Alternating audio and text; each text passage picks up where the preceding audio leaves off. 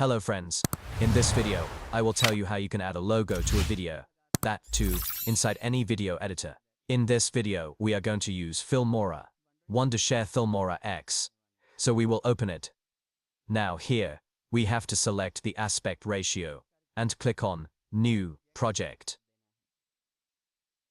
Now, I will import a video here.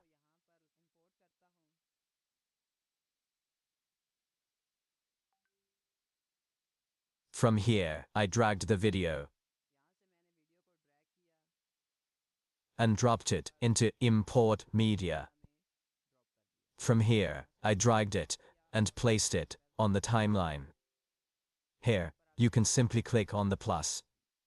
Now to add a logo on this, we will also drag a logo and drop it here into Import Media. Here, simply drag it and bring it onto the timeline on the upper side of the video.